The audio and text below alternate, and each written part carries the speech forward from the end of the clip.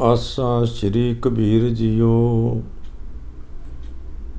ਇਕ ਓਂਕਾਰ ਸਤਿਗੁਰ ਪ੍ਰਸਾਦ। ਹੀਰਾ ਹੀਰਾ ਬੇਦ ਪਵਨ ਮਨ ਸਹਿਜੇ ਰਿਆ ਸਮਾਈ। ਸਗਲ ਜੋਤ ਇਨ ਹੀਰੈ ਬੇਦੀ ਸਤਿਗੁਰ ਬਚਨੀ ਮੈਂ ਪਾਈ। ਹਰ ਕੀ ਕਥਾ ਨਾਹਦ ਬਾਣੀ ਹੰਸ ਹੋਵੇ ਹੀਰਾ ਲੈ ਪਛਾਣੀ। ਰਹਾਉ ਕਹਿਤ ਕਬੀਰ ਹੀਰਾ ਅਸ ਦੇਖਿਓ ਜਗ ਮੈਂ ਰਿਆ ਸਮਾਈ। ਗੁਪਤਾ ਹੀਰਾ ਪ੍ਰਗਟ ਭਇਓ ਜਬ ਗੁਰੂ ਗਮ ਦਿਆ ਦਿਖਾਈ। ਆਸਾ ਪਹਿਲੀ ਕੁਰੀ ਕੁਰੂਪ ਕੁਜਾਤ ਕੁਲਕਣੀ ਸੌਰੈ ਪਈਐ ਬੁਰੀ। ਅਬ ਕੀ ਸਰੂਪ ਸੁਜਾਨ ਸੁਲਕਣੀ ਸਹਿਜੇ ਉਦਰ ਤਰੀ। ਭਲੇ ਸਰੀ ਮੋਈ ਮੇਰੀ ਪਹਿਲੀ ਬਰੀ। ਜੁਗ ਜੁਗ ਜੀਵੋ ਮੇਰੀ ਅਬ ਕੀ ਧਰੀ। ਰਹਾ ਕਹੋ ਕਬੀਰ ਜਬ ਲੋਰੀ ਆਈ ਬੜੀ ਕਾ ਸੁਹਾਗ ਟਰਿਓ।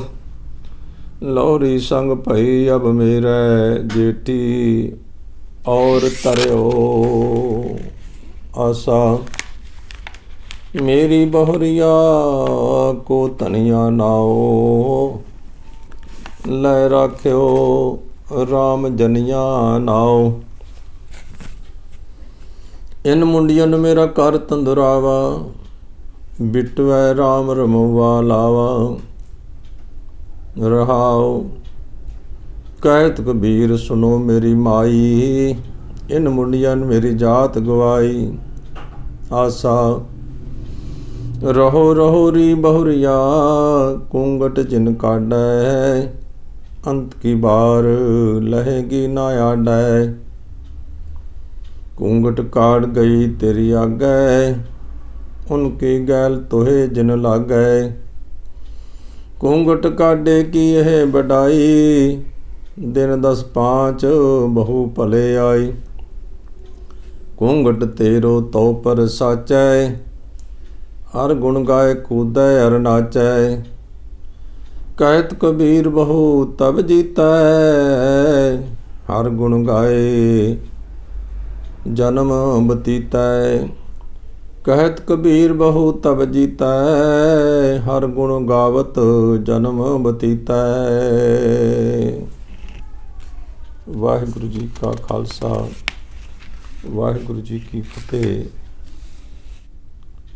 ਹੀਰਾ ਹੀਰਾ ਬੇਦ ਪਵਨ ਮਨ ਸਹਿਜੇ ਰਿਆ ਸਮਾਈ। ਕਬੀਰ ਜੀ ਦੀ ਬਾਣੀ ਆਸਾ ਰਾਗ ਵਿੱਚ ਹੈ। ਕਬੀਰ ਜੀ ਦੱਸ ਰਹੇ ਹਨ ਹੀਰਾ ਹੀਰਾ ਬੇਦ ਪਵਨ ਮਨ ਸਹਿਜੇ ਰਿਆ ਸਮਾਈ। ਹੀਰਾ ਦਾ ਮਤਲਬ ਹੀਰਾ ਇਹ ਜੀਵ ਜਿਹੜਾ ਹੈ ਆਤਮ ਰੂਪ ਜੀਵ ਤੇ ਹੀਰਾ ਪਰਮਾਤਮਾ। ਬੇਦ ਮੈਨਾ ਵਿੰਨ ਕੇ ਭਾਵ ਉਹਦੇ ਗੁਣਾਂ ਨੂੰ ਪਰਮਾਤਮਾ ਦੇ ਗੁਣਾਂ ਨੂੰ ਸਮਝ ਕੇ। ਪਵਨ ਮਨ ਦਾ ਮਤਲਬ ਹੈ ਕਿ ਇਹ ਚੰਚਲ ਮਨ ਜਿਹੜਾ ਇੱਕ ਥਾਂ ਖੜਾ ਨਹੀਂ ਹੁੰਦਾ। ਇਹ ਦਿਨ ਰਾਤ ਚੰਚਲ ਚੱਲਦਾ ਰਹਿੰਦਾ ਹੈ। ਜਦੋਂ ਜੀਵ ਹੀਰਾ ਪ੍ਰਭੂ ਹੀਰੇ ਨੂੰ ਸਮਝ ਲੈਂਦਾ ਹੈ, ਪ੍ਰਭੂ ਦੇ ਹੀਰੇ ਦੇ ਗੁਣਾਂ ਨੂੰ, ਭਾਵ ਜਦੋਂ ਜੀਵ ਪਰਮਾਤਮਾ ਦੇ ਗੁਣਾਂ ਵਿੱਚ ਸੁਰਤ ਜੋੜ ਲੈਂਦਾ ਹੈ ਤਾਂ ਇਸ ਚੰਚਲ ਮਨ ਅਡੋਲ ਅਵਸਥਾ ਵਿੱਚ ਆ ਕੇ ਟਿਕ ਜਾਂਦਾ ਹੈ। ਇਹ ਜਿਹੜਾ ਚੰਚਲ ਮਨ ਹੈ ਹਮੇਸ਼ਾ ਚੱਲਦਾ ਰਹਿੰਦਾ ਹੈ। ਸਭ ਤੋਂ ਜ਼ਿਆਦਾ ਸਪੀਡ ਪ੍ਰਕਾਸ਼ ਤੋਂ ਵੀ ਜ਼ਿਆਦਾ ਸਪੀਡ ਇਸ ਮਨ ਦੀ ਹੈ। ਸਭ ਤੋਂ ਜ਼ਿਆਦਾ ਸਪੀਡ ਪ੍ਰਕਾਸ਼ ਦੀ ਹੁੰਦੀ ਹੈ। ਪ੍ਰਕਾਸ਼ ਸਭ ਤੋਂ ਜਲਦੀ ਸੂਰਜ ਦੀ ਕਿਰਨਾਂ ਧਰਤੀ ਵਿੱਚ ਆ ਜਾਂਦੀਆਂ ਹਨ ਕੁਝ ਸੈਕਿੰਡਾਂ ਵਿੱਚ, ਲੇਕਿਨ ਇਹ ਪ੍ਰਕਾਸ਼ ਦੀ ਗਤੀ ਨਾਲੋਂ ਵੀ ਤੇਜ਼ ਹੈ। ਇਹ ਸੈਕਿੰਡਾਂ 'ਚ ਭਾਵੇਂ ਅਮਰੀਕਾ ਕੈਨੇਡਾ ਕਿੱਥੇ ਪਹੁੰਚ ਜਾਂਦਾ ਹੈ ਮਨ। ਕਹਿੰਦੇ ਨੇ ਜਦੋਂ ਪਰਮਾਤਮਾ ਦੇ ਚਰਨਾਂ ਵਿੱਚ ਪਰਮਾਤਮਾ ਦੇ ਗੁਣਾਂ ਵਿੱਚ ਚਿੱਤ ਜੋੜ ਲੈਂਦਾ ਹੈ ਮਨ, ਤੇ ਜਿਹੜਾ ਚੰਚਲ ਮਨ ਹੈ ਇਹ ਅਡੋਲ ਅਵਸਥਾ ਵਿੱਚ ਆ ਜਾਂਦਾ ਹੈ, ਟਿਕ ਜਾਂਦਾ ਹੈ। ਸਗਲ ਜੋਤ ਇਨ ਹੀਰੈ ਬੇਦੀ ਸਤਿਗੁਰ ਬਚਨੀ ਮੈਂ ਪਾਈ। ਕਬੀਰ ਜੀ ਕਹਿੰਦੇ ਨੇ ਸਤਿਗੁਰ ਦੇ ਬਚਨਾਂ ਨਾਲ ਮੈਂ ਇਹ ਅਵਸਥਾ ਹਾਸਲ ਕੀਤੀ ਹੈ। ਇਹ ਪ੍ਰਭੂ ਹੀਰਾ ਐਸਾ ਹੈ ਕਿ ਸਾਰੇ ਜੀ ਜੰਤ, ਸਾਰੇ ਜੀਆਂ ਜਨਤਾ ਵਿੱਚ ਇਹ ਪ੍ਰਭੂ ਹੀਰਾ ਮੌਜੂਦ ਹੈ। ਸਤਿਗੁਰ ਸਗਲ ਜੋਤ ਇਨ ਹੀਰੈ ਬੇਦੀ ਮੌਜੂਦ ਹੈ, ਵਿਦਿਆਮਾਨ ਹੈ ਸਾਰੇ ਜੀਵਾਂ ਵਿੱਚ। ਇਹ ਗੱਲ ਜਿਹੜੀ ਮੈਂ ਸਮਝੀ ਹੈ ਸਤਿਗੁਰ ਦੇ ਉਪਦੇਸ਼ ਦੇ ਦੁਆਰਾ, ਗੁਰੂ ਦੇ ਉਪਦੇਸ਼ ਦੇ ਦੁਆਰਾ ਮੈਂ ਸਮਝੀ ਹੈ। ਹਰ ਕੀ ਕਥਾ ਅਨਾਹਦ ਬਾਣੀ, ਹੰਸ ਹੋਏ ਹੀਰਾ ਲਿਓ ਪਛਾਣੀ। ਕਬੀਰ ਕਹਿੰਦੇ ਪ੍ਰਭੂ ਦੀ ਸਿਫਤ ਸਲਾਹ ਨਾਲ, ਪ੍ਰਭੂ ਦੀ ਸਿਫਤ ਸਲਾਹ ਨਾਲ, ਪ੍ਰਭੂ ਦੇ ਗੁਣਾਂ ਨੂੰ ਸਮਝਣ ਦੇ ਨਾਲ ਇੱਕ ਰਸ ਗੁਰੂ ਦੀ ਬਾਣੀ ਵਿੱਚ ਜੁੜ ਕੇ ਜੋ ਜੀਵ ਜਿਹੜਾ ਹੈ ਹੰਸ ਬਣ ਜਾਂਦਾ ਹੈ, ਭਾਵ ਉਹਦਾ ਮਨ ਪਵਿੱਤਰ ਹੋ ਜਾਂਦਾ ਹੈ, ਵਿਕਾਰ ਛੱਡ ਦਿੰਦਾ ਹੈ, ਤੇ ਇਹ ਹੰਸ ਬਣ ਕੇ ਪ੍ਰਭੂ ਹੀਰੇ ਨੂੰ ਪਛਾਣ ਲੈਂਦਾ ਹੈ। ਮਨ ਨੂੰ ਇਕਾਗਰ ਕਰਕੇ ਜਿਵੇਂ ਹੰਸ ਮੋਤੀ ਪਛਾਣ ਲੈਂਦਾ ਹੈ, ਹੰਸ ਬਣ ਕੇ ਫਿਰ ਗੁਰੂ ਦੀ ਬਾਣੀ 'ਚ ਜੁੜ ਕੇ, ਪ੍ਰਭੂ ਦੇ ਗੁਣਾਂ 'ਚ ਜੁੜ ਕੇ, ਹੰਸ ਰੂਪ ਬਣ ਕੇ ਇਹ ਪਛਾਣ ਲੈਂਦਾ ਉਸ ਪਰਮਾਤਮਾ ਨੂੰ ਆਪਣੇ ਅੰਦਰੋਂ ਹੀ। ਕਹੇ ਕਬੀਰ ਹੀਰਾ ਅਸ ਦੇਖਿਓ, ਜਗ ਮੈਂ ਰਹਾ ਸਮਾਈ। ਗੁਪਤਾ ਹੀਰਾ ਪ੍ਰਗਟ ਭਇਓ, ਜਬ ਗੁਰ ਗਮ ਦਿਆ ਦਿਖਾਈ। ਕਬੀਰ ਜੀ ਕਹਿੰਦੇ ਹਨ ਕਿ ਜੋ ਪ੍ਰਭੂ ਹੀਰਾ ਸਾਰੇ ਜਗਤ ਵਿੱਚ ਵਿਆਪਕ ਹੈ ਨਾ, ਸਾਰੇ ਜੀਵਾਂ ਜਿਹੜਾ ਵਿਆਪਕ ਹਰੀ ਹੈ ਨਾ ਹੀਰਾ, ਜਦੋਂ ਉਸ ਤੱਕ ਪਹੁੰਚ ਵਾਲੇ ਸਤਿਗੁਰ ਨੇ, ਹੁਣ ਸਤਿਗੁਰ ਦੀ ਪਹੁੰਚ ਹੈ ਉਸ ਤੱਕ, ਪ੍ਰਭੂ ਤੱਕ, ਤੇ ਉਹ ਸਤਿਗੁਰ ਨੇ ਮੈਨੂੰ ਉਸ ਦਾ ਦੀਦਾਰ ਕਰਾ ਦਿੱਤਾ ਹੈ। ਮੈਨੂੰ ਵੀ ਉਹ ਗੁਣ ਦੇ ਦਿੱਤੇ ਹਨ, ਉਹ ਗੁਣ ਦੇ ਦਿੱਤੇ ਹਨ, ਮੈਨੂੰ ਸਮਝ ਦੇ ਦਿੱਤੀ ਹੈ ਗੁਰੂ ਨੇ, ਸਤਿਗੁਰੂ ਨੇ, ਤੇ ਉਸ ਦਾ ਦੀਦਾਰ ਕਰਾ ਦਿੱਤਾ ਹੈ। ਮੈਨੂੰ ਆਪਣੇ ਅੰਦਰੋਂ ਹੀ ਦੀਦਾਰ ਕਰਾ ਦਿੱਤਾ ਹੈ ਕਿ ਮੇਰੇ ਅੰਦਰ ਵੀ ਉਹੀਓ ਪਰਮਾਤਮਾ, ਜਿਹੜੇ ਸਾਰੇ ਜੀਵਾਂ ਵਿੱਚ ਵੀ ਉਹੀਓ ਪਰਮਾਤਮਾ ਹੈ। ਤਾਂ ਮੈਂ ਉਹ ਹੀਰਾ, ਗੁਪਤਾ ਹੀਰਾ ਪ੍ਰਗਟ ਭਇਓ, ਜਿਹੜਾ ਗੁਪਤ ਸੀ, ਪਹਿਲੋਂ ਨਹੀਂ ਸੀ ਸਮਝ ਬਈ ਇਹ ਸਾਰਿਆਂ ਜੀਵਾਂ ਵਿੱਚ ਹੈ, ਉਹ ਹੁਣ ਸਮਝ ਆ ਗਈ ਹੈ। ਪ੍ਰਗਟ ਭਇਓ, ਵੇਖ ਲਿਆ ਹੈ, ਸਮਝ ਆ ਗਈ ਹੈ। ਤੇ ਸਮਝ ਕਿਵੇਂ ਆਈ ਹੈ? ਜਬ ਗੁਰ ਗਮ ਦਿਆ ਦਿਖਾਈ, ਜਦੋਂ ਗੁਰੂ ਨੇ, ਸਤਿਗੁਰੂ ਨੇ ਗਮ ਮੈਂ ਨਾ ਰਸਤਾ, ਉਹ ਜਿਹੜਾ ਰਸਤਾ ਹੈ ਪ੍ਰਭੂ ਦੇ ਗੁਣਾਂ ਵਾਲਾ, ਪ੍ਰਭੂ ਨੂੰ ਸਮਝਣ ਵਾਲਾ ਗਿਆਨ ਉਹ ਦੇ ਦਿੱਤਾ, ਤੇ ਉਹ ਲੁਕਿਆ ਹੋਇਆ ਹੀਰਾ ਮੇਰੇ ਅੰਦਰ ਪ੍ਰਤੱਖ ਹੋ ਗਿਆ। ਉਹ ਹੀਰਾ ਆਪਣੇ ਅੰਦਰ ਹੀ ਵੇਖ ਲਿਆ। ਹੁਣ ਅਗਲੇ ਪਦੇ ਵਿੱਚ ਕਬੀਰ ਜੀ ਬਖਸ਼ਿਸ਼ ਕਰਦੇ ਹਨ ਸਤਿਗੁਰੂ। ਪਹਿਲੀ ਕੁਰੂਪ ਕੁਜਾਤ ਕੁਲਕਣੀ, ਸੌਰੈ ਪਈਏ ਬੁਰੀ। ਅਬ ਕੀ ਸਰੂਪ ਸੁਜਾਨ ਸੁਲਕਣੀ, ਸਹਿਜੇ ਉਦਰ ਧਰੀ।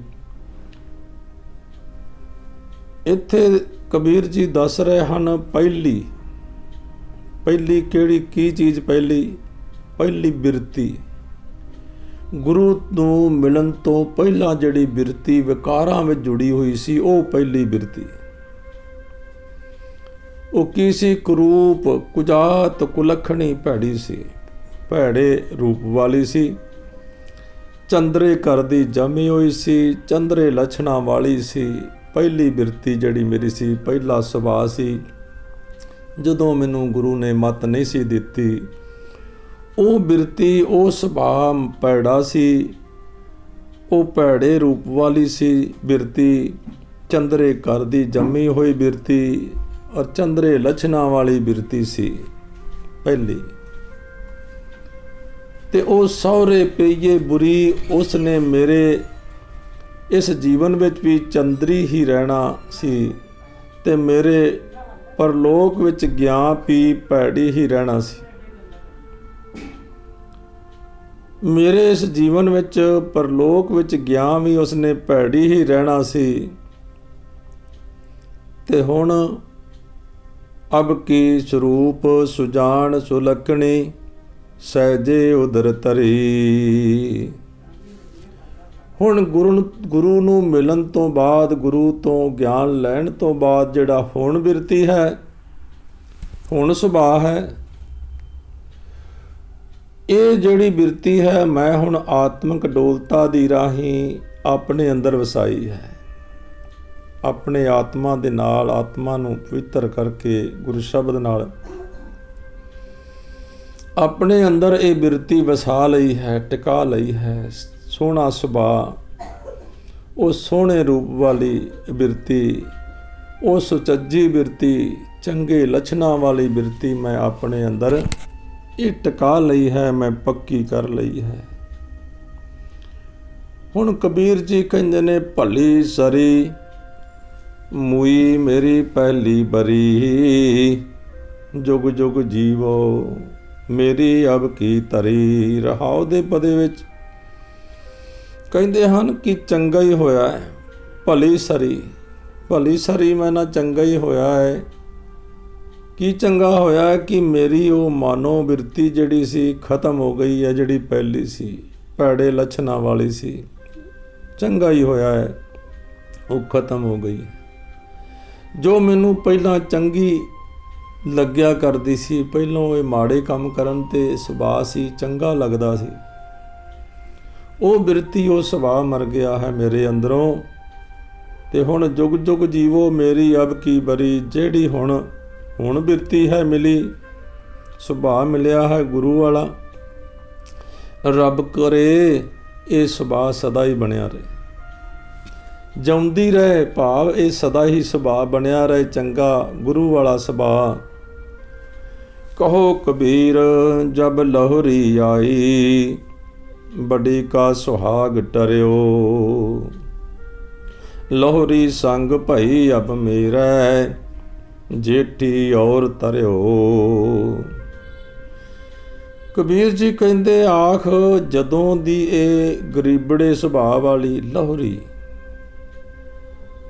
ਲਹੁਰੀ ਸੁਭਾਅ ਮਤਲਬ ਛੋਟੀ,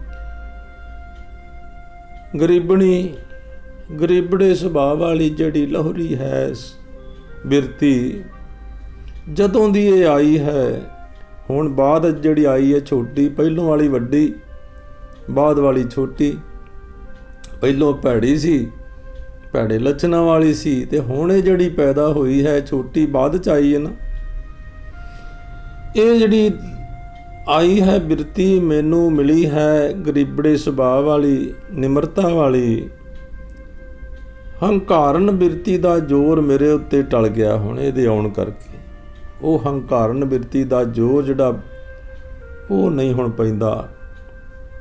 ਲਹੁਰੀ ਸੰਗ ਭਈ ਅਬ ਮੇਰੇ, ਜੇਠੀ ਔਰ ਤਰਿਓ।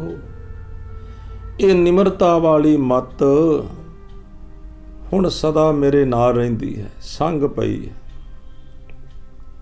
ਹੁਣ ਨਿਮਰਤਾ ਵਾਲਾ ਸੁਭਾਅ ਮੇਰੇ ਨਾਲ ਸਦਾ ਰਹਿੰਦਾ। ਤੇ ਉਸ ਹੰਕਾਰਨ ਬੁੱਧੀ ਨੇ ਕਿਤੇ ਹੋਰ ਜਾ ਕੇ ਥਾਂ ਲੱਭਾ ਹੋਵੇਗਾ, ਭਾਵ ਉਹਦੀ ਹੁਣ ਮੈਨੂੰ ਲੋੜ ਨਹੀਂ ਹੈ, ਉਹਦੀ ਹੁਣ ਲੋੜ ਨਹੀਂ ਹੈ। ਅੱਗੇ ਕਹਿੰਦੇ ਕਬੀਰ, ਮੇਰੀ ਬਹੁਰੀਆ ਕੋ ਧਨੀਆ ਨਾਓ, ਲੈ ਰਾਖਿਓ ਰਾਮ ਜਨੀਆ ਨਾਓ। ਮੇਰੀ ਜਿੰਦੜੀ ਰੂਪ ਵਹੁਟੀ ਜਿਹੜੀ ਪਹਿਲੀ ਧਨ ਦੀ ਪਿਆਰੀ ਸੀ, ਲਾਲਚੀ ਸੀ, ਸਾਰਾ ਮੋਹ ਧਨ ਦੌਲਤ ਨਾਲ ਪਿਆਰ ਪਾਇਆ ਹੋਇਆ ਸੀ। ਮੇਰੀ ਜਿੰਦ ਪਹਿਲਾਂ ਮਾਇਆ ਨਾਲ ਪਿਆਰ ਕਰਿਆ ਕਰਦੀ ਸੀ। ਧਨੀਆਂ ਤੇ ਲੈ ਰਾਖਿਓ ਰਾਮ ਜਨੀਆਂ ਨਾਉ ਮੇਰੇ ਸਤਸੰਗੀਆਂ ਨੇ ਫਿਰ ਇਸ ਜਿੰਦ ਨੂੰ ਆਪਣੇ ਅਸਰ ਹੇਠ ਲਿਆ ਕੇ ਤੇ ਇਸ ਦਾ ਨਾਮ ਰਾਮਦਾਸੀ ਰੱਖ ਦਿੱਤਾ। ਲੈ ਰਾਖਿਓ ਰਾਮ ਜਨੀਆਂ ਨਾਉ ਜਿਸ ਜਿੰਦ ਨੂੰ ਪਰਮਾਤਮਾ ਦੀ ਦਾਸੀ ਅਖਵਾਉਣ ਯੋਗ ਬਣਾ ਦਿੱਤਾ। ਹੁਣ ਸਤਸੰਗੀਆਂ ਦਾ ਅਸਰ ਹੋਇਆ ਨਾ। ਪਹਿਲਾਂ ਤੇ ਮਾਇਆ ਨਾਲ ਪਿਆਰ ਕਰਦੀ ਸੀ, ਇਸੇ ਜਿੰਦ ਨੂੰ ਹੁਣ ਆਪਣੇ ਅਸਰ ਹੇਠ ਲੈਣ ਦਾ ਗੁਰੂ ਦੇ ਸੁਭਾਅ ਨਾਲ, ਸਤਸੰਗੀਆਂ 'ਚ ਬਹਿਣ ਨਾਲ, ਸਾਰੇ ਗੁਣਾਂ ਦੇ ਅਸਰ ਨਾਲ ਇਸ ਦਾ ਰਾਮਦਾਸੀ ਨਾਮ ਪੈ ਗਿਆ। ਰਾਮ ਜਨੀਆਂ, ਰਾਮ ਦੀ ਦਾਸੀ, ਇਸ ਦਾ ਨਾਮ ਰਾਮਦਾਸੀ ਪੈ ਗਿਆ। ਭਾਵ ਇਸ ਜਿੰਦ ਨੂੰ ਪਰਮਾਤਮਾ ਦੀ ਦਾਸੀ ਅਖਵਾਉਣ ਯੋਗ ਬਣਾ ਦਿੱਤਾ। ਸਤਸੰਗੀਆਂ ਦੇ ਵਿੱਚ ਰਹਿਣ ਕਰਕੇ, ਸਤਸੰਗ ਕਰਨ ਦੇ ਕਰਕੇ।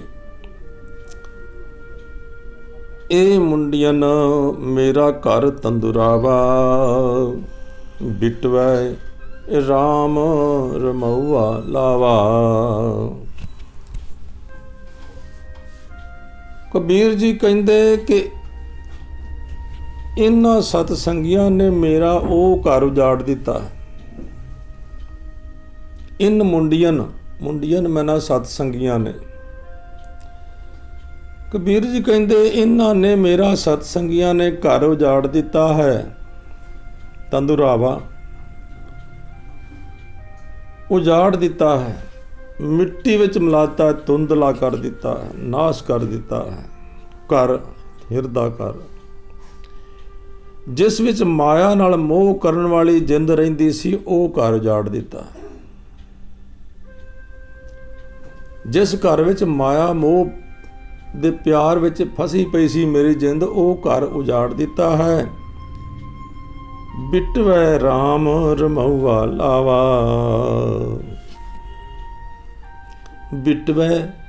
ਬਿਟਵੈ ਤੋਂ ਭਾਵ ਹੈ ਮੇਰਾ ਨਿਆਣ ਮਨ ਛੋਟਾ ਜਿਹਾ ਬਿਟਵਾ। ਛੋਟੇ ਜਿਹੇ ਬੱਚੇ ਨੂੰ ਬਿਟਵਾ ਕਹਿੰਦੇ ਨੇ। ਇਹ ਜਿਹੜਾ ਛੋਟਾ ਜਿਹਾ ਮਨ ਹੈ ਨਾ ਮੇਰਾ, ਬਿਟਵੈ ਰਾਮ ਰਮਉਆ ਲਾਵਾ, ਮੇਰੇ ਮਨ ਨੂੰ ਰਾਮ ਦੇ ਨਾਲ ਮਿਲਾ ਦਿੱਤਾ ਇਹਨਾਂ ਸਤਸੰਗੀਆਂ ਨੇ, ਮੁੰਡੀਆਂ ਨੇ। ਕਿਉਂਕਿ ਹੁਣ ਇਹਨਾਂ ਮੇਰੇ ਜਾਣ ਮਨ ਨੂੰ, ਸਤਸੰਗੀਆਂ ਨੇ ਨਾ ਮੇਰੇ ਮਨ ਨੂੰ ਪਰਮਾਤਮਾ ਦੇ ਸਿਮਰਨ ਦਾ ਸੁਭਾਅ ਬਣਾ ਦਿੱਤਾ ਹੈ, ਆਦਤ ਬਣਾ ਦਿੱਤੀ। ਰਾਮ ਰਮਣ ਵਾਸਤੇ ਲਾ ਦਿੱਤਾ ਹੈ ਲਾਵਾ। ਰਾਮ ਸਿਮਰਨ ਵਿੱਚ, ਪਰਮੇਸ਼ਰ ਦੇ ਨਾਮ ਵਿੱਚ ਲਾ ਦਿੱਤਾ ਹੈ। ਸਤਸੰਗੀਆਂ ਦਾ ਅਸਰ ਹੋਇਆ। ਕਹਿਤ ਕਬੀਰ ਸੁਣੋ ਮੇਰੀ ਮਾਈ, ਇਨ ਮੁੰਡਿਆਂ ਮੇਰੀ ਜਾਤ ਗਵਾਈ। ਕਬੀਰ ਜੀ ਕਹਿੰਦੇ ਹਨ ਕਿ ਇਹ ਮੇਰੀ ਮਾਂ ਸੁਣ, ਇਹਨਾਂ ਸਤਸੰਗੀਆਂ ਨੇ ਮੇਰੀ ਨੀਵੀਂ ਜਾਤ ਵੀ ਮੁਕਾ ਦਿੱਤੀ ਹੈ। ਹੁਣ ਲੋਕ ਮੈਨੂੰ ਸ਼ੂਦਰ ਨਹੀਂ ਕਹਿੰਦੇ। ਜਾਤ ਗਵਾਈ ਭਾਵ ਮੈਨੂੰ ਲੋਕ ਸ਼ੂਦਰ ਕਹਿੰਦੇ ਸਨ ਪਹਿਲੋਂ, ਹੁਣ ਮੈਨੂੰ ਸ਼ੂਦਰ ਨਹੀਂ ਕਹਿੰਦੇ। ਸ਼ੂਦਰਾਂ ਵਾਲਾ ਸਲੂਕ ਨਹੀਂ ਕਰਦੇ। ਮੇਰੀ ਉਹ ਜਾਤ ਵੀ ਗਵਾ ਦਿੱਤੀ ਹੈ, ਖਤਮ ਕਰ ਦਿੱਤੀ ਹੈ। ਮੈਨੂੰ ਸਤਿਕਾਰ ਦਿੰਦੇ। ਰਹੋ ਰਹੋਰੀ ਬਹੁਰੀਆ ਘੂੰਘਟ ਜਿਨ ਕਾਢੇ, ਅੰਤ ਕੀ ਬਾਰ ਲਹੇਗੀ ਨਾ ਆਡੇ। ਕਬੀਰ ਜੀ ਕਹਿੰਦੇ ਹੈ ਮੇਰੀਏ ਸੋਹਣੀਏ ਜਿੰਦੇ, ਹੁਣ ਬਸ ਕਰ, ਰਹੋ ਰਹੋ ਰਹਿਣ ਦੇ। ਕੀ ਰਹਿਣ ਦੇ? ਜਿਹੜਾ ਤੂੰ ਘੁੰਡ ਕੱਢਿਆ ਹੈ ਪਰਮੇਸ਼ਰ ਵੱਲੋਂ, ਪਰਮੇਸ਼ਰ ਵੱਲੋਂ ਓਹਲਾ ਕੀਤਾ ਹੈ ਕਿ ਪਰਮੇਸ਼ਰ ਵਾਲੇ ਪਾਸੇ ਤੇਰਾ ਧਿਆਨ ਜਾਂਦਾ ਨਹੀਂ। ਰਹੋ ਰਹੋ ਰੀ ਬਹੁਰੀਆ ਘੂੰਘਟ ਜਿਨ ਕਾਢੇ। ਜਿਹੜਾ ਘੁੰਡ ਕੱਢਿਆ ਹੈ ਤੂੰ ਪਰਮੇਸ਼ਰ ਵੱਲੋਂ, ਓਲਾ ਕੀਤਾ ਹੈ। ਭਾਵ ਤੂੰ ਪਰਮੇਸ਼ਰ ਵਾਲੇ ਪਾਸੇ ਧਿਆਨ ਨਹੀਂ ਕਰਦੀ ਜਿੰਦੇ। ਹੁਣ ਤੂੰ ਬਸ ਕਰ। ਕਿਉਂ ਬਸ ਕਰ? ਕਿਉਂਕਿ ਅੰਤ ਕੀ ਬਾਰ ਲਹੇਗੀ ਨਾ ਆਡੈ। ਜਿਹੜਾ ਤੂੰ ਇਹ ਮਾਇਆ ਨਾਲ ਪਿਆਰ ਬਣਾਇਆ ਹੋਇਆ ਹੈ ਤੇ ਅੰਤ ਵੇਲੇ ਕਿਸੇ ਕੰਮ ਨਹੀਂ ਆਉਣੀ। ਅੱਧੀ ਦਮੜੀ ਨਹੀਂ ਮੁੱਲ ਪੈਣਾ ਇਹਦਾ। ਅੰਤ ਕੀ ਬਾਰ ਲਹੇਗੀ ਨਾ ਆਡੈ। ਆਡੈ ਮੈਂ ਨਾ ਅੱਧੀ ਦਮੜੀ, ਇਹਦੀ ਕੀਮਤ ਨਹੀਂ ਪੈਣੀ ਜਿਸ ਮਾਇਆ ਦੇ ਨਾਲ, ਸੰਸਾਰ ਦੇ ਨਾਲ ਤੂੰ ਮੋਹ ਦੇ ਨਾਲ ਪਿਆਰ ਪਾਇਆ ਹੋਇਆ।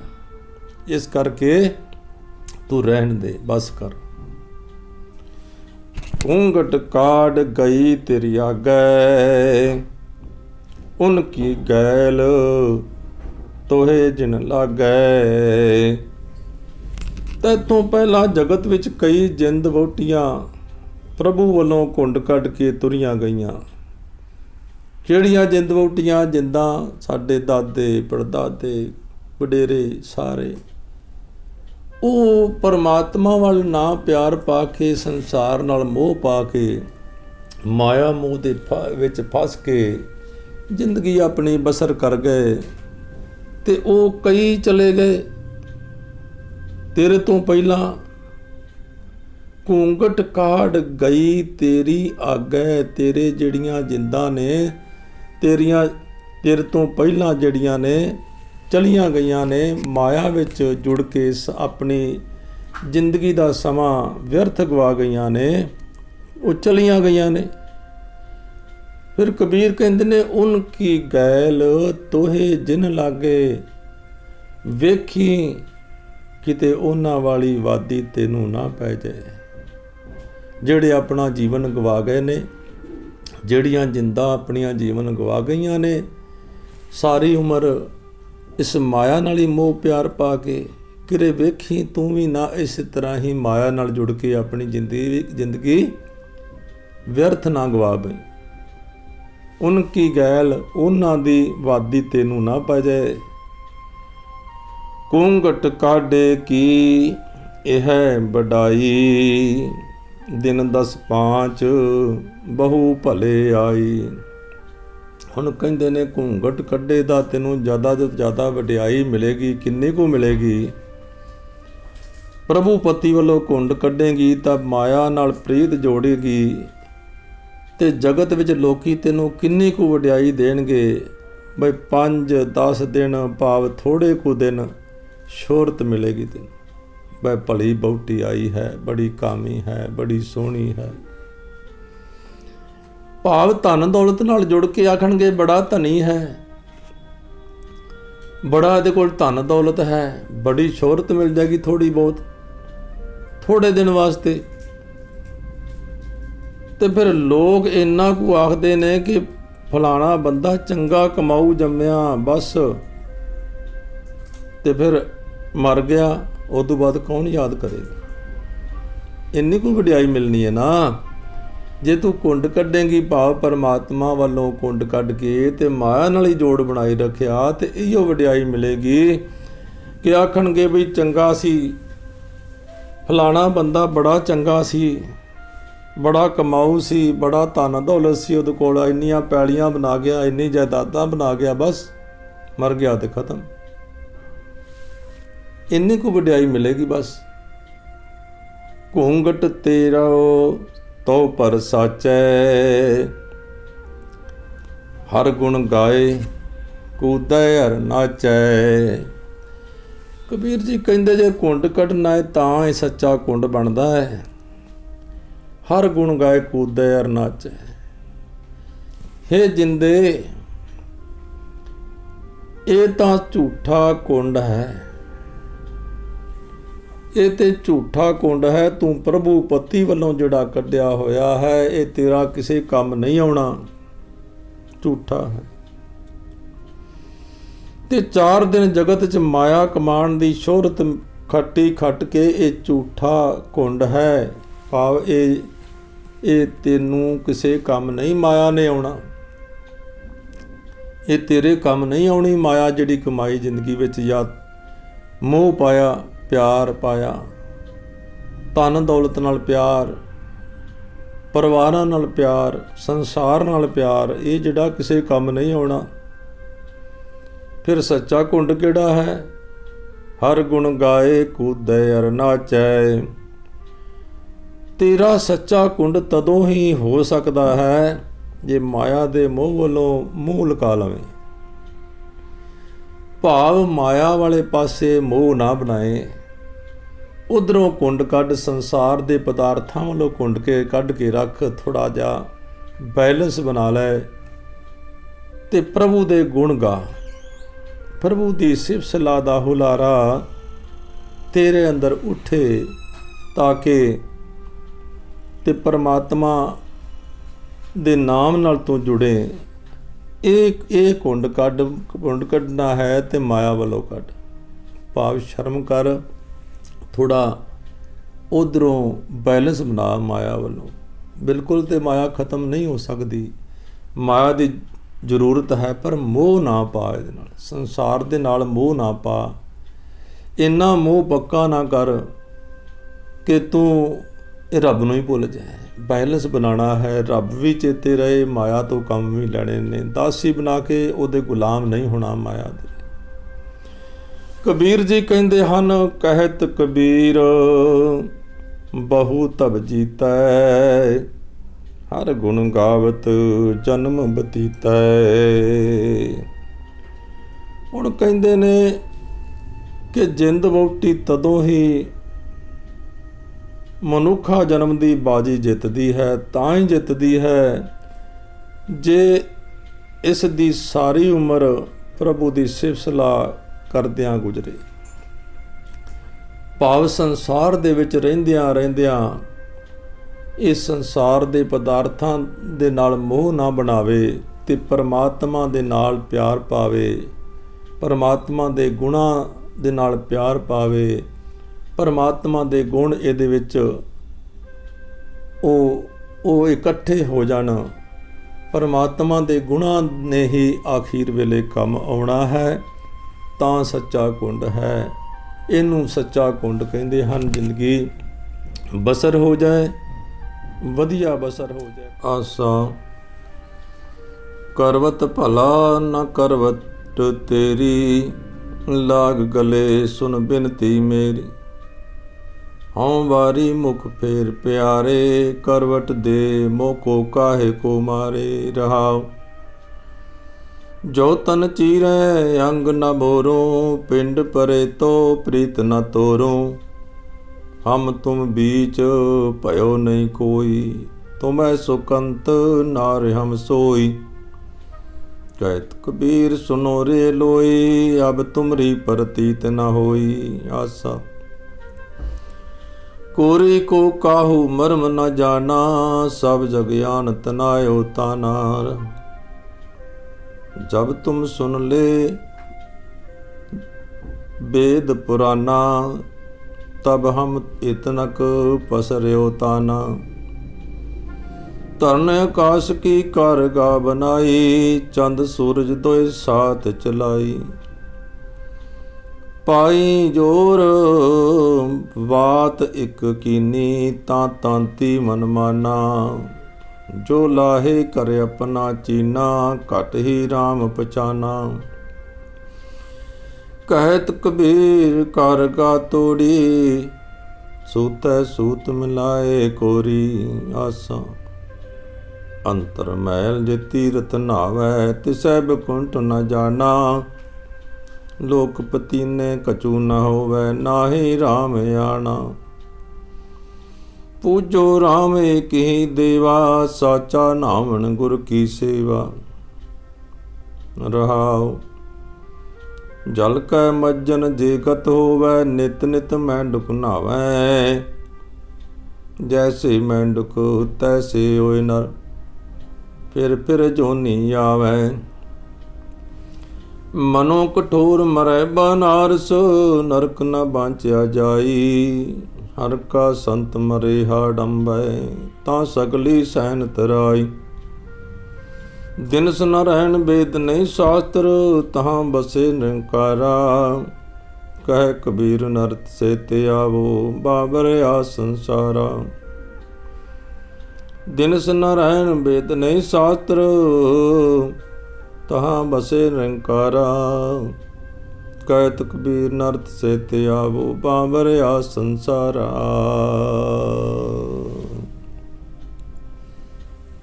ਕਬੀਰ ਜੀ ਆਸਾ ਰਾਗ ਵਿੱਚ ਕਹਿੰਦੇ ਹਨ ਕਿ ਕਰਵਤ ਭਲਾ ਨਾ ਕਰਵਟ ਤੇਰੀ। ਇਹ ਦੋ ਅੱਖਰ ਨੇ, ਕਰਵਤ ਤੇ ਕਰਵਟ, ਇੱਕੋ ਜਿਹੇ ਲੱਗਦੇ ਨੇ। ਕਰਵਤ ਮਨਾ ਕਲਵੱਤਰ, ਭਾਵ ਆਰਾ ਲੱਕੜੀ ਚੀਰਨ ਵਾਲਾ ਹੁੰਦਾ ਹੈ, ਔਰ ਕਰਵਟ ਮਨਾ ਕੰਡ ਕਰਨੀ, ਭਾਵ ਪਾਸਾ, ਕਰਵਟ ਬਦਲ ਲੈਣੀ, ਕਿਸੇ ਵੱਲੋਂ ਕੰਡ ਕਰ ਲੈਣੀ। ਕਬੀਰ ਜੀ ਕਹਿੰਦੇ ਹਨ ਕਿ ਦਾਤਾ, ਹੇ ਰੱਬਾ,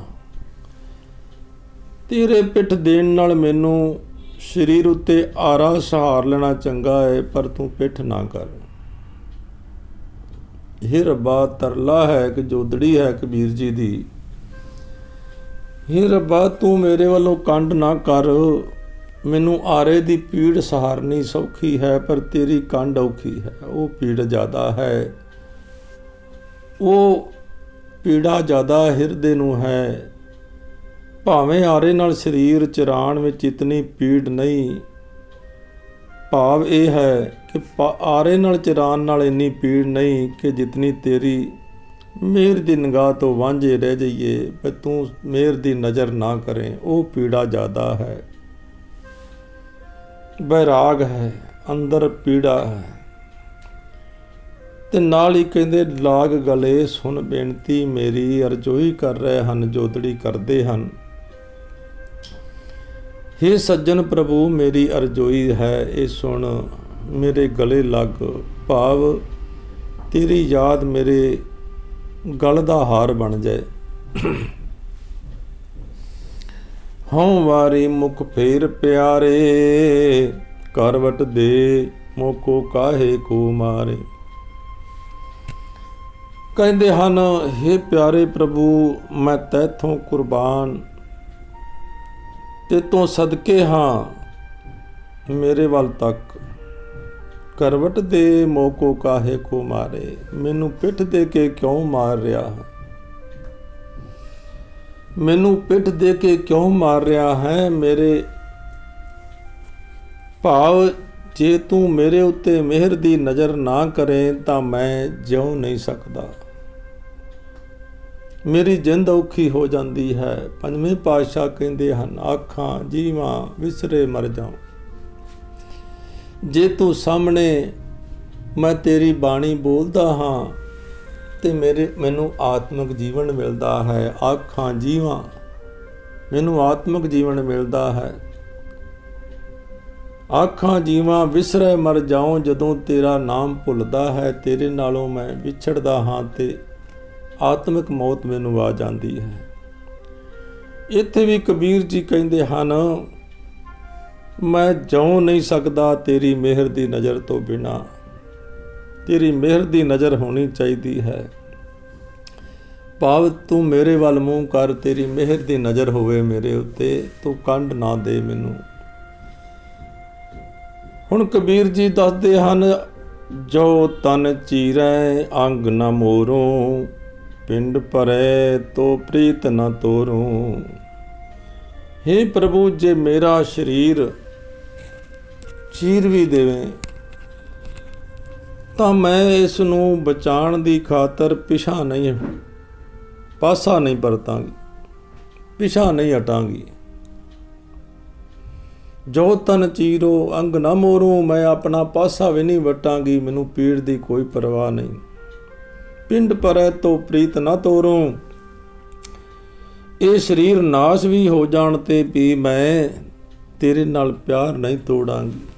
ਐਡੀ ਪੱਕੀ ਮੇਰੀ ਪ੍ਰੀਤ ਹੈ हे ਪ੍ਰਭੂ ਤੇਰੇ ਨਾਲ। ਹਮ ਤੁਮ बीच भयो नहीं कोई, ਤੁਮੈ ਸੁਕੰਤ ਨਾਰ ਹਮ ਸੋਈ। हे ਪਿਆਰੇ ਪ੍ਰਭੂ, ਮੇਰੇ ਤੇਰੇ ਵਿੱਚ ਕੋਈ ਨਹੀਂ ਹੈ।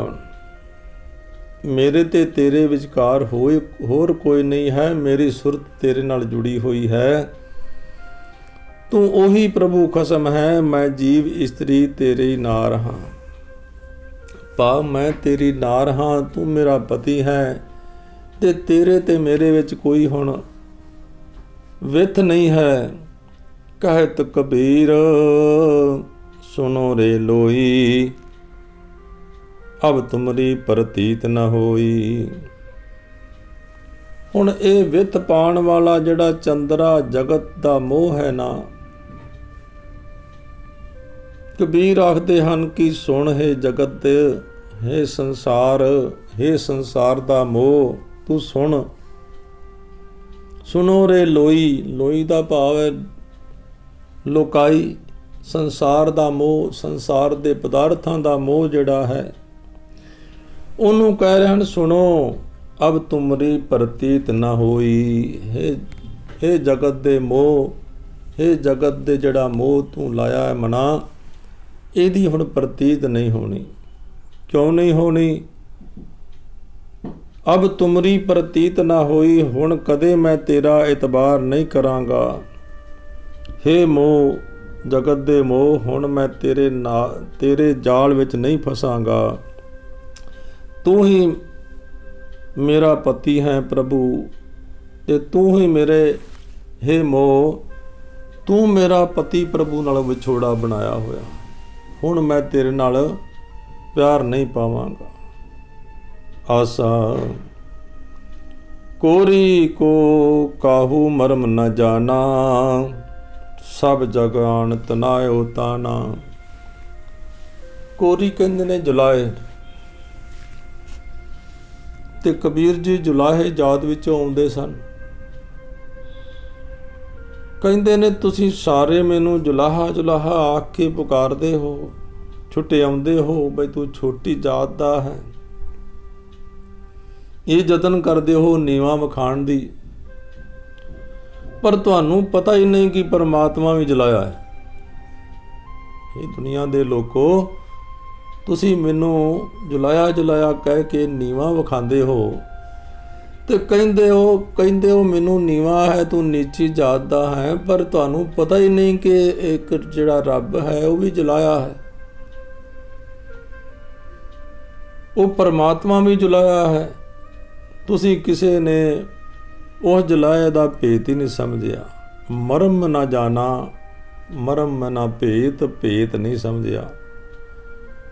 ਕੋਰੀ ਕੋ ਕਾਹੂ ਮਰਮ ਨਾ ਜਾਣਾ, ਅਸਲੀ ਕੋਰੀ ਜਿਹੜਾ ਪਰਮਾਤਮਾ ਹੈ ਉਹਦਾ ਭੇਦ ਕਿਸੇ ਨੇ ਜਾਣਿਆ। ਕਬੀਰ ਜੀ ਦੱਸ ਰਹੇ। ਹੁਣ ਉਹ ਕੋਰੀ ਕੀ ਕਰਦਾ ਹੈ? ਸਭ ਜਗ ਆਨਤ ਨਾਇਓ ਤਾਣਾ। ਉਸ ਕੋਰੀ ਨੇ ਸਾਰਾ ਜਗਤ ਪੈਦਾ ਕੀਤਾ ਹੈ, ਮਾਨੋ ਤਾਣਾ ਤਣਦਾ ਹੈ ਸੰਸਾਰ ਦਾ, ਇੱਕ ਦੂਜੇ ਨਾਲ ਰਿਸ਼ਤੇ, ਇੱਕ ਦੂਜੇ ਨਾਲ ਤਾਣਾ ਤਣਿਆ ਹੋਇਆ ਹੈ, ਕੋਈ ਜਾਤਾਂ ਬਰਾਦਰੀਆਂ, ਹਰ ਤਰਫ ਦੇ ਹਰ ਪ੍ਰਕਾਰ ਦੇ ਜੀਵ ਬਣਾਏ ਨੇ, ਉਹ ਤਾਣਾ ਤਣਿਆ ਹੈ, ਸੰਸਾਰ ਬਣਾਇਆ ਹੈ ਉਸ ਪਰਮਾਤਮਾ ਜਲਾਏ ਨੇ। ਕਹਿੰਦੇ ਨੇ ਜਬ ਤੁਮ ਸੁਨ ਲੈ ਵੇਦ ਪੁਰਾਨਾ, ਤਬ ਹਮ ਇਤਨਕ ਪਸਰਿਓ ਤਾਨਾ। ਹੁਣ ਉਹ ਪੁਜਾਰੀ ਬ੍ਰਾਹਮਣ ਨੂੰ ਕਹਿ ਰਹੇ ਨੇ ਵੀ ਇੰਨਾ ਜਿੰਨਾ ਚਿਰ ਤੁਸੀਂ ਵੇਦ ਪੁਰਾਣ ਸੁਣਦੇ ਹੋ ਜਾਂ ਕਥਾ ਕਰਦੇ ਹੋ, ਲੋਕਾਂ ਤੇ ਟਾਈਮ ਖਰਾਬ ਕਰਦੇ ਹੋ, ਤੇ ਉਹ ਮਾਇਆ ਦੀ ਖਾਤਰ, ਮਾਇਆ ਵਾਸਤੇ ਸੁਣਾਉਂਦੇ ਹੋ ਨਾ, ਪੈਸੇ ਮਿਲਣਗੇ। ਤਬ ਹਮ ਇਤਨਕ ਪਸਰਿਓ ਤਾਨਾ, ਮੈਂ ਉਹਨਾਂ ਚਿਰ ਥੋੜਾ ਜਿਹਾ ਤਾਣਾ ਤਣ ਲਿਆ। ਭਾਵ ਤੁਸੀਂ ਵੇਦ ਪੁਰਾਣਾਂ ਦੇ ਪਾਠੀ ਹੋਣ ਦਾ ਮਾਣ ਕਰਦੇ ਹੋ, ਪਰ ਤੁਸਾਂ ਇਹ ਵਿਦਿਆ ਨੂੰ ਉਸ ਤਰ੍ਹਾਂ ਰੋਜੀ ਲਈ ਵਰਤਿਆ, ਪਾਠ ਕੀਤਾ ਤੇ ਮਾਇਆ ਵਾਸਤੇ ਆਪਣਾ ਪੇਟ ਪਾਲਦੇ ਹੋ, ਮਾਇਆ ਇਕੱਠੀ ਕਰਦੇ ਹੋ। ਤੇ ਮੈਂ ਉਹਨਾਂ ਖੱਡੀ ਦਾ ਤਾਣਾ ਤਣ ਕੇ ਪੈਸੇ ਕਮਾ ਰਿਹਾ, ਤੁਹਾਡੇ ਮੇਰੇ ਫਰਕ ਕੀ ਹੈ? ਤੁਸੀਂ ਵੀ ਪਾਠ ਕਰਦੇ ਹੋ ਤੇ ਪੈਸੇ ਵਾਸਤੇ, ਮੈਂ ਵੀ ਤਾਣਾ ਤਣਨਾ ਪੈਸੇ ਵਾਸਤੇ। ਪਰ ਤੁਸਾਂ ਇਸ ਵਿਦਿਆ ਨੂੰ ਉਸੇ ਤਰ੍ਹਾਂ ਹੀ ਵਰਤਿਆ ਹੈ ਜਿਵੇਂ ਰੁਜ਼ਗਾਰ ਵਾਸਤੇ, ਰੋਜੀ ਵਾਸਤੇ, ਜਿਵੇਂ ਮੈਂ ਤਾਣਾ ਤਣ ਕੇ ਕੰਮ ਨੂੰ ਵਰਤਦਾ ਹਾਂ ਤੇ ਦੋਹਾਂ ਵਿੱਚ ਕੋਈ ਫਰਕ ਨਹੀਂ। ਪਰ ਫਿਰ ਵਿਦਵਾਨ ਹੋਣ ਦਾ ਅਤੇ ਬ੍ਰਾਹਮਣ ਪੁਜਾਰੀ ਹੋਣ ਦਾ ਮਾਣ ਕਾਹਦਾ ਫਿਰ ਤੁਹਾਡਾ? ਬਈ ਮੈਂ ਬ੍ਰਾਹਮਣ ਹਾਂ, ਮੈਂ ਉੱਚੀ ਜਾਤ ਹਾਂ, ਕਿਸ ਗੱਲ ਦਾ ਮਾਣ? ਤੁਸੀਂ ਵੀ ਵਪਾਰ ਕਰ ਰਹੇ ਹੋ, ਮੈਂ ਵੀ ਵਪਾਰ ਕਰ ਰਿਹਾ। ਅੱਗੇ ਕਹਿੰਦੇ ਹਨ, ਧਰਨ ਆਕਾਸ਼ ਕੀ ਕਾਰਗਾ ਬਨਾਈ, ਚੰਦ ਸੂਰਜ ਦੋਏ ਸਾਥ ਚਲਾਈ। ਧਰਨ ਮੈਂ ਨਾ ਧਰਤੀ, ਕਾਰਗਾ ਮੈਂ ਨਾ ਕੰਘੀ, ਜਿਹੜੀ ਕੱਪੜਾ ਬੁਣਨ ਲੱਗਿਆਂ ਧਾਗੇ ਅਗਾਂ ਕੱਸੀ ਦੇ ਹਨ। ਇਸ ਨੂੰ ਜਲਾਏ ਵਾਰੀ ਵਾਰੀ ਹਰੇਕ ਹੱਥ ਨਾਲ ਉਹਨੂੰ ਠੁਕਦਾ ਜਾਂਦਾ ਹੈ ਕੰਘੀ ਨਾਲ। ਕਹਿੰਦੇ ਹਨ ਉਸ ਪਰਮਾਤਮਾ ਨੇ, ਉਸ ਜੁਲਾਹੇ ਨੇ ਧਰਤੀ ਤੇ ਆਕਾਸ਼ ਨੂੰ ਕੰਘੀ ਬਣਾਇਆ ਹੈ। ਇੱਕ ਦਿਨ ਤੇ ਰਾਤ ਉਹ ਵੀ ਪਰਮਾਤਮਾ ਠੋਕਦਾ ਹੈ, ਇੱਕ ਇੱਕ ਦਿਨ ਕਰਕੇ ਉਹ ਆਪਣਾ ਤਾਣਾ ਜਿਹੜਾ ਤਣਿਆ ਹੈ ਦਿਨ ਰਾਤ ਕਰਦਾ ਹੈ, ਉਹ ਕੰਘੀ ਬਣਾ ਲਈ। ਤੇ ਨਾਲ ਹੀ ਕਹਿੰਦੇ ਨੇ ਪਾਈ ਜ਼ੋਰ, ਪੈਰਾਂ ਦੇ ਜ਼ੋਰ ਨਾਲ ਉਹ ਜੁਲਾਇਆ ਜਿਹੜਾ ਪੈਰ ਦੀ ਖੱਡੀ ਦੇ ਕਦੀ ਇੱਧਰਲਾ ਪੈਰ ਦਬਦਾ ਹੈ ਤੇ ਕਦੀ ਇੱਧਰਲਾ ਦਬਦਾ ਹੈ, ਉਹ ਇਹਨੇ ਦਿਨ ਰਾਤ ਬਣਾਏ ਨੇ। ਕਦੀ ਦਿਨ ਚੜ੍ਹ ਜਾਂਦਾ, ਕਦੀ ਰਾਤ ਪੈਂਦੀ ਹੈ, ਕਦੀ ਦਿਨ ਚੜ੍ਹਦਾ, ਕਦੀ ਰਾਤ ਪੈਂਦੀ ਹੈ। ਉਸੇ ਤਰ੍ਹਾਂ ਉਹ ਕੋਰੀ ਵੀ ਦਿਨ ਰਾਤ ਕਰਦਾ ਹੈ। ਤੇ ਇਹ ਤੁਸੀਂ ਇਹ ਜਲਾਇਆ ਜਿਹੜਾ ਮੈਂ ਖੱਡੀ ਦਾ ਪੈਰ ਦਬਣਾ। ਪਾਈ ਜੋਰ ਬਾਤ ਇੱਕ ਕੀਨੀ, ਤਾਂ ਤਾਂਤੀ ਮਨ ਮਾਨਾ। ਤਾਂਤੀ ਮੈਨਾਂ ਵੀ ਜਲਾਇਆ ਹੁੰਦਾ ਹੈ, ਕੋਇਰੀ ਮੈਨਾਂ ਵੀ ਜਲਾਇਆ ਹੁੰਦਾ ਹੈ। ਜਲਾਹੋ ਦੇ ਪਾਉਂਦਿਆਂ ਦੀ ਜੋੜੀ, ਪੈਰਾਂ ਦਾ ਜਿਹੜਾ ਜੋਰ, ਉਹ ਜਲਾਹਾ ਪ੍ਰਭੂ ਨੇ ਜਗਤ ਦੇ ਜਨਮ ਮਰਨ ਦੀ ਖੇਡ ਰਚ ਦਿੱਤੀ ਹੈ। ਉਸ ਪਰਮਾਤਮਾ ਜੁਲਾਏ ਨੇ ਤੇ ਮੈਂ ਜੁਲਾਏ ਦਾ ਮਨ ਹੁਣ ਉਸ ਜੁਲਾਏ ਪ੍ਰਭੂ ਵਿੱਚ ਹੀ ਟਿਕ ਗਿਆ ਹੈ, ਜਿਸ ਨੇ ਇਹ ਖੇਡ ਰਚੀ ਹੈ। ਮੈਂ ਜੁਲਾਇਆ ਜਿਹੜਾ ਹੈ ਨਾ ਖੱਡੀ ਵਾਲਾ, ਮੇਰਾ ਦੇ ਮਨ ਉਸ ਜੁਲਾਏ 'ਚ ਹੀ ਟਿਕ ਗਿਆ, ਜਿਹਨੇ ਸਾਰੀ ਸ੍ਰਿਸ਼ਟੀ ਦੀ ਰਚਨਾ ਕਰਕੇ ਇੱਕ ਖੱਡੀ ਤਣ ਦਿੱਤੀ ਹੈ, ਤਾਣਾ ਤਣ ਦਿੱਤਾ। ਜੋ ਲਾਹੇ ਕਰ ਆਪਣਾ ਚੀਨਾ, ਘਟ ਹੀ ਰਾਮ ਪਛਾਨਾ। ਮੈਂ ਜੁਲਾਹੇ ਨੇ ਉਸ ਜੁਲਾਏ ਪ੍ਰਭੂ ਦੇ ਚਰਨਾਂ ਵਿੱਚ ਜੁੜ ਕੇ, ਉਸ ਦੇ ਗੁਣਾਂ ਵਿੱਚ ਜੁੜ ਕੇ, ਪਰਮਾਤਮਾ ਦੇ ਗੁਣਾਂ 'ਚ ਜੁੜ ਕੇ ਆਪਣਾ ਹੀ ਘਰ ਲੱਭ ਲਿਆ ਹੈ। ਆਪਣੇ ਅੰਦਰੋਂ ਹੀ ਨਿੱਜੀ ਘਰ ਲੱਭ ਲਿਆ ਹੈ ਪਰਮਾਤਮਾ ਦਾ। ਤੇ ਮੈਂ ਆਪਣੇ ਹਿਰਦੇ ਵਿੱਚ ਹੀ ਉਸ ਪਰਮਾਤਮਾ ਨੂੰ ਬੈਠਾ ਪਛਾਣ ਲਿਆ ਹੈ ਅੰਦਰੋਂ ਹੀ, ਕਿਉਂਕਿ ਉਹਨੇ ਗੁਣ ਦਿੱਤੇ ਵੀ। ਕਹਿਤ ਕਬੀਰ ਕਰ ਗਾ ਤੋਰੀ, ਸੂਤੈ ਸੂਤ ਮਿਲਾਏ ਕੋਰੀ। ਕਬੀਰ ਜੀ ਕਹਿੰਦੇ ਹਨ ਕਿ ਜਦੋਂ ਉਹ ਜੁਲਾਹਾ ਇਸ ਜਗਤ ਕੰਘੀ ਨੂੰ ਤੋੜਦਾ ਹੈ ਤੇ ਫਿਰ ਤਾਂ ਸੂਤਰ ਵਿੱਚ ਸੂਤਰ ਲਾ ਦਿੰਦਾ ਹੈ, ਭਾਵ ਸਾਰੇ ਜਗਤ ਨੂੰ ਆਪਣੇ ਵਿੱਚ ਮਿਲਾ ਲੈਂਦਾ ਹੈ। ਜੋ ਪਾਣੀ ਸੰਗ ਪਾਣੀ, ਜਿਵੇਂ ਪਾਣੀ 'ਚ ਮਿਲ ਜਾਂਦਾ ਹੈ ਪਾਣੀ, ਸਾਰਾ ਸੰਸਾਰ ਉਹ ਸਾਰਾ ਖਤਮ ਕਰ ਦਿੰਦਾ ਹੈ। ਜਦੋਂ ਉਹਨੇ ਕਾਰਗਾ ਤੋੜੀ, ਉਹਦੀ ਮਰਜ਼ੀ ਹੈ ਸੰਸਾਰ ਨੂੰ ਖਤਮ ਕਰ ਦੇਗਾ। ਆਸਾ ਅੰਤਰ ਮੈਲ ਜੇ ਤੀਰਥ ਨਾਵੈ, ਤਿਸੈ ਬਕੰਠ ਨਾ ਜਾਣਾ। ਲੋਕਪਤੀ ਨੇ ਕਛੂ ਨਾ ਹੋਵੇ, ਨਾਹੀ ਰਾਮ ਜਾਣਾ। ਕਬੀਰ ਜੀ ਕਹਿੰਦੇ, ਜੇ ਮਨ ਵਿੱਚ ਵਿਕਾਰਾਂ ਦੀ ਮੈਲ ਟਿਕੀ ਹੋਈ ਹੈ, ਮਨ 'ਚ ਮੈਲ ਹੈ, ਮਨੋਂ ਸ਼ੁੱਧ ਨਹੀਂ, ਮਨ 'ਚ ਕਿ ਲੋਕਾਂ ਦਾ ਧਨ ਦੌਲਤ ਠੱਗਣ ਦਾ, ਲੋਕਾਂ 'ਤੇ ਨਿਰਦਇਤਾ ਕਰਨ ਦਾ, ਤੇ ਤੀਰਥਾਂ ਨਹਾਉਣ ਦਾ ਕੀ ਫਾਇਦਾ? ਫਿਰ ਉਹ ਬੈਕੁੰਠ ਥੋੜਾ ਚਲਾ ਜਾਏਗਾ। ਅੰਤਰਮੈਨਾ ਮਨ ਵਿੱਚ ਮੈਲ ਹੈ, ਵਿਕਾਰਾਂ ਦੀ ਮੈਲ ਹੈ। ਜੇ ਮਨ ਵਿੱਚ ਵਿਕਾਰਾਂ ਦੀ ਮੈਲ ਟਿਕੀ ਏ ਤੇ ਕੋਈ ਮਨੁੱਖ ਤੀਰਥਾਂ ਤੇ ਨਹਾਉਂਦਾ ਫਿਰਦਾ ਹੈ, ਕਹਿੰਦਾ ਇਸ ਤਰ੍ਹਾਂ ਕੀਤਿਆਂ ਉਹ ਸੁਰਗ ਨਹੀਂ ਜਾ ਸਕਦਾ, ਉਹਦਾ ਮਨ ਪਵਿੱਤਰ ਨਹੀਂ ਹੋ ਸਕਦਾ, ਮਨ ਸ਼ਾਂਤ ਨਹੀਂ ਹੋ ਸਕਦਾ। ਕਹਿੰਦੇ ਲੋਕ ਪਤੀਨੇ ਕਛੂ ਨਾ ਹੋਵੇ, ਨਾ ਹੀ ਰਾਮ ਆਣਾ। ਤੂੰ ਲੋਕਾਂ ਨੂੰ ਸਮਝਾ ਲਏਗਾ, ਲੋਕਾਂ ਤੋਂ ਵਡਿਆਈ ਲੈ ਲਏਗਾ, ਬਸ਼ੋਰਤ ਲੈ ਲਏਗਾ, ਬਈ ਲੋਕ ਮੇਰੀ ਵਡਿਆਈ ਕਰਨਾ, ਲੋਕ ਪਤੀਨੇ ਕਛੂ ਨਾ ਆਵੇ, ਇਹਦੇ ਨਾਲ ਕੁਛ ਨਹੀਂ ਬਣਨ ਵਾਲਾ, ਇਹ ਤੇਰਾ ਕਿਸੇ ਕੰਮ ਨਹੀਂ ਆਉਣ ਵਾਲਾ। ਰਾਮ ਉਹ ਪਰਮਾਤਮਾ ਸ੍ਰਿਸ਼ਟੀ ਰਚਣ ਵਾਲਾ ਐਡਾ ਨਿਆਣਾ ਨਹੀਂ, ਉਹ ਤਾਂ ਸਭ ਕੁਝ ਵੇਖਦਾ ਹੈ। ਲੋਕ ਪਤੀਨੇ ਕਛੂ ਨਾ ਹੋਵੇ, ਨਾਹੀ ਰਾਮ ਅਜਾਣਾ। ਤੀਰਥਾਂ ਉੱਤੇ ਨਹਾਇਆ, ਲੋਕ ਤਾਂ ਕਹਿਣਗੇ ਤੈਨੂੰ ਕਿ ਬੜਾ ਭਗਤ ਹੈ, ਹਰ ਵਾਰੀ ਤੀਰਥ ਨਹਾਉਂਦਾ ਹੈ, ਬੜੇ ਤੀਰਥ ਕਰਦਾ ਹੈ, ਭਗਤ ਆਦਮੀ ਹੈ।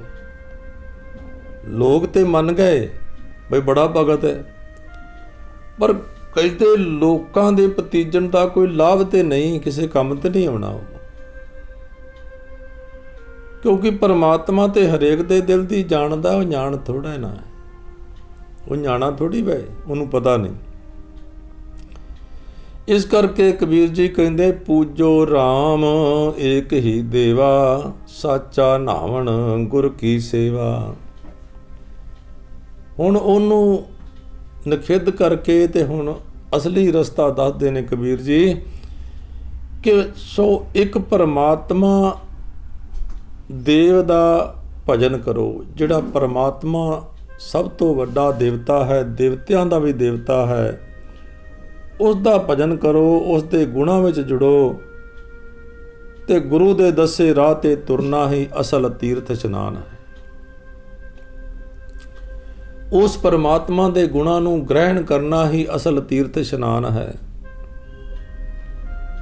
ਨਾਲ ਹੀ ਅੱਗੇ ਵਿਆਖਿਆ ਕਰਦੇ ਹਨ, ਜਲ ਕੈ ਮੱਜਨ ਜੇ ਗਤ ਹੋਵੇ, ਨਿਤ ਨਿਤ ਮੈਂਡੁਕ ਨਹਾਵੇ, ਜੈਸੇ ਮੈਂਡੁਕ ਤੈਸੇ ਓ ਨਰ, ਫਿਰ ਫਿਰ ਜੋਨੀ ਆਵੇ।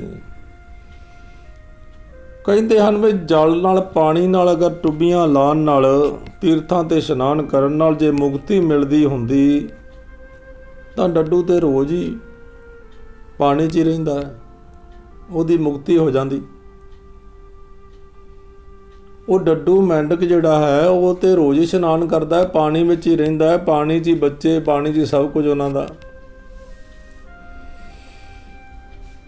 ਜੈਸੇ ਮੈਂਡੁਕ ਤੈਸੇ ਓ ਨਰ, ਫਿਰ ਫਿਰ ਜੋਨੀ ਆਵੇ। ਹੁਣ ਕਹਿੰਦੇ ਜਿਵੇਂ ਉਹ ਡੱਡੂ ਹਨ ਪਾਣੀ 'ਚ ਰਹਿੰਦੇ ਹਨ, ਉਸੇ ਤਰ੍ਹਾਂ ਹੀ ਇਹ ਮਨੁੱਖ ਸਮਝੋ ਜਿਹੜਾ ਤੀਰਥਾਂ ਤੇ ਵਿਸ਼ਵਾਸ ਕਰਕੇ ਬੈਠਾ ਕਿ ਤੀਰਥ ਨਹਾਉਣ ਨਾਲ ਪਾਪ ਲੈ ਜਾਂਦੇ ਨੇ, ਉਹਦੀ ਹਾਲਤ ਕਬੀਰ ਜੀ ਕਹਿੰਦੇ ਨੇ ਡੱਡੂ ਵਰਗੀ ਹੈ। ਪਰ ਨਾਮ ਤੋਂ ਬਿਨਾਂ ਉਹ ਸਦਾ ਜੂਨਾਂ ਵਿੱਚ ਹੀ ਪਏ ਰਹਿੰਦੇ ਹਨ, ਭਾਵ ਉਹਨਾਂ ਦੀ ਸੁਰਤ ਟਿਕਾਣੇ ਨਹੀਂ ਰਹਿੰਦੀ। ਕਦੀ ਉਹ ਮਾਇਆ ਧਾਰੀ ਸੱਪ ਬਣ ਜਾਂਦੇ ਹਨ ਤੇ ਕਦੀ ਉਹ ਕ੍ਰੋਧ 'ਚ ਆ ਕੇ ਬਘਿਆੜ ਬਣ ਜਾਂਦੇ ਹਨ। ਇਹ ਜੂਨਾਂ 'ਚ ਹੀ ਪੈ ਰਹਿੰਦੇ ਹਨ। ਜੀਵਨ ਦੇ ਵਿੱਚ ਕ੍ਰੋਧ 'ਚ ਆ ਕੇ ਲੋਕਾਂ ਨਾਲ ਲੜ ਲੜ ਕੇ ਉਹ ਜੂਨਾਂ ਭੁਗਤਦੇ ਹਨ। ਕਾਮ ਵਾਸ਼ਨਾ 'ਚ ਬਹਿ ਕੇ ਉਹ ਜਿਵੇਂ ਉਹ ਡੱਡੂ ਹਨ, ਉਸੇ ਤਰ੍ਹਾਂ ਹੀ ਉਹ ਮਨੁੱਖ ਸਮਝੋ।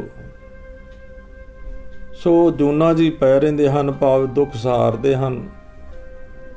ਮਨੋ ਕਠੋਰ ਮਰੈ ਬਨਾਰਸ, ਨਰਕ ਨਾ ਬਾਂਚਿਆ ਜਾਈ। ਹਰ ਕਾ ਸੰਤ ਮਰੈ ਹਾਡੰਬੈ, ਤਾਂ ਸਗਲੀ ਸੈਨ ਤਰਾਈ।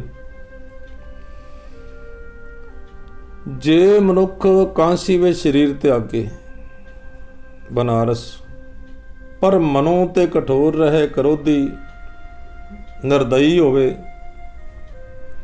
ਇਸ ਤਰ੍ਹਾਂ ਉਸ ਦਾ ਨਰਕ ਵਿੱਚ ਪੈਣਾ ਛੁੱਟ ਨਹੀਂ ਸਕਦਾ, ਬਚ ਨਹੀਂ ਸਕਦਾ। ਬਾਂਚਿਆ ਜਾਈ, ਨਾ ਬਾਂਚਿਆ ਜਾਈ, ਨਹੀਂ ਬਚ ਸਕਦਾ। ਮਨੋ ਕਠੋਰ ਮਰੇ ਬਨਾਰਸ, ਬਨਾਰਸ ਕਹਿੰਦੇ ਨੇ ਜਿਹੜਾ ਮਰੇ ਉਹ ਸਵਰਗ ਜਾਂਦਾ ਹੈ। ਇਹ ਧਾਰਨਾ ਬਣਾਈ ਹੋਈ ਸੀ, ਪਰ ਇਹ ਮਰੇ ਦਾ ਮਤਲਬ ਉੱਥੇ ਜਿਉਂਦਾ ਹੈ, ਮਰੇ ਦਾ ਮਤਲਬ ਜੀ ਰਿਹਾ ਹੈ। ਮਨੋ ਕਠੋਰ ਮਰੈ ਬਨਾਰਸ, ਮਰੇ ਦਾ ਮਤਲਬ ਜੇ ਮਨ ਕਠੋਰ ਕਰਕੇ ਕਾਂਸੀ ਵਿੱਚ ਵੀ ਜਿਉ ਰਿਹਾ ਨਾ, ਕਾਂਸੀ 'ਚ ਜੀਵਨ ਬਸਰ ਕਰ ਰਿਹਾ ਨਾ, ਤੇ ਫਿਰ ਉਹ ਇਹ ਨਹੀਂ ਸਮਝ ਸਕਦਾ ਕਿ ਮੈਂ ਸਵਰਗਾਂ ਨੂੰ ਚਲਾ ਜਾਵਾਂਗਾ। ਨਰਕ ਤੋਂ ਨਹੀਂ ਬਚ ਸਕਦਾ, ਉਹ ਨਰਕ ਜਾਏਗਾ। ਤੇ ਹਰੀ ਦਾ ਸੇਵਕ ਉਹ ਮਨ ਕਠੋਰ ਵਾਲਾ ਸੀ ਨਾ। ਤੁਲਨਾ ਕਰਦੇ ਨੇ ਉਹ ਕਠੋਰ ਮਨ ਵਾਲੇ ਦੀ ਤੇ ਹਰੀ ਦੇ ਸੰਤ ਦੀ, ਹਰੀ ਦੇ ਭਗਤ ਦੀ। ਕਹਿੰਦੇ ਨਾ ਹਰ ਕਾ ਸੰਤ ਮਰੈ ਹਡੰਬੈ, ਹਡੰਬੇ ਦੀ ਕਰਲਾਠੀ ਧਰਤੀ ਤੇ ਵੀ ਜੇ ਮਰੇ ਹਰੀ ਦਾ ਸੰਤ, ਹਰੀ ਦਾ ਭਗਤ, ਪਰਮਾਤਮਾ ਦੇ ਗੁਣ ਗਾਣ ਵਾਲਾ ਸੇਵਕ ਮਗਰ ਦੀ ਕਲਰਾਠੀ ਧਰਤੀ ਤੇ ਵੀ ਆਪਣਾ ਜੀਵਨ ਬਸਰ ਕਰੇ ਤੇ ਉਹ ਸਾਰੀ ਸਗਲੀ ਸੈਨ ਤਰਾਈ, ਉਹ ਸਾਰੇ ਸਤ ਸੰਗੀਆਂ ਨੂੰ ਨਾਲ ਲੈ ਕੇ ਤਰ ਜਾਂਦਾ ਹੈ।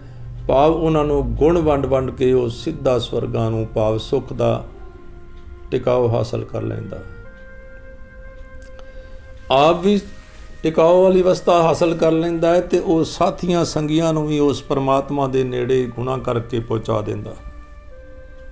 ਸਾਰੀ ਸੈਨ ਤਰ ਜਾਂਦੀ ਹੈ ਆਸ-ਪਾਸ ਦੇ ਲੋਕ। ਦਿਨਸ ਨ ਰਹਿਣ ਵੇਦ ਨਹੀਂ ਸ਼ਾਸਤਰ, ਤਹਾਂ ਬਸੈ ਨਿਰੰਕਾਰਾ, ਕਹਿ ਕਬੀਰ ਨਰ ਤਿਸੈ ਤਿਆਵੋ, ਪਾਵਰਿਆ ਸੰਸਾਰਾ। ਪਰਮਾਤਮਾ ਉੱਥੇ ਵਸਦਾ ਹੈ ਜਿੱਥੇ ਦਿਨ ਤੇ ਰਾਤ ਨਹੀਂ, ਅਫੁਰ ਅਵਸਥਾ ਹੈ। ਜਿੱਥੇ ਵੇਦ ਨਹੀਂ, ਜਿੱਥੇ ਸ਼ਾਸਤਰ ਨਹੀਂ, ਪਰਮਾਤਮਾ ਉੱਥੇ ਵਸਦਾ ਹੈ, ਅਫੁਰ ਅਵਸਥਾ ਹੈ, ਕੁਛ ਨਹੀਂ ਉੱਥੇ, ਟਿਕਾਓ ਵਾਲੀ ਅਵਸਥਾ।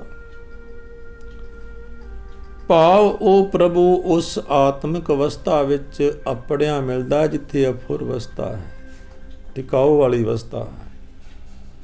ਜੋ ਆਤਮਿਕ ਅਵਸਥਾ ਕਿਸੇ ਖਾਸ ਸਮੇਂ ਦੀ ਮੁਹਤਾਜ ਨਹੀਂ, ਉਹ ਵਾਲੀ ਅਵਸਥਾ। ਜੋ ਕਿਸੇ ਖਾਸ ਧਰਮ ਪੁਸਤਕ ਦੇ ਮੁਹਤਾਜ ਨਹੀਂ, ਉਹ ਅਵਸਥਾ ਅਫੁਰ ਅਵਸਥਾ, ਟਿਕਾਓ ਵਾਲੀ ਅਵਸਥਾ। ਕਹਿ ਕਬੀਰ ਨਰ ਤਿਸੈ ਤਿਆਵੋ, ਬਾਵਰਿਆ ਸੰਸਾਰਾ। ਕਬੀਰ ਜੀ ਕਹਿੰਦੇ ਹਨ, ਹੇ ਮਨੁੱਖੋ, ਦੁਨੀਆ ਦੇ ਲੋਕੋ, ਉਸ ਪਰਮਾਤਮਾ ਨੂੰ ਹੀ ਸਿਮਰੋ, ਪਰਮਾਤਮਾ ਦੇ ਗੁਣਾਂ ਨੂੰ ਹੀ ਸਿਮਰੋ, ਔਰ ਉਸ ਦੇ ਨਾਲ ਹੀ ਟਿਕਾਓ ਵਾਲੀ ਅਵਸਥਾ ਹਾਸਲ ਹੋ ਸਕਦੀ ਹੈ। ਸੋ ਇੱਥੇ ਹੀ ਸਮਾਪਤੀ ਹੈ। ਵਾਹਿਗੁਰੂ ਜੀ ਕਾ ਖਾਲਸਾ, ਵਾਹਿਗੁਰੂ ਜੀ ਕੀ ਫਤਿਹ।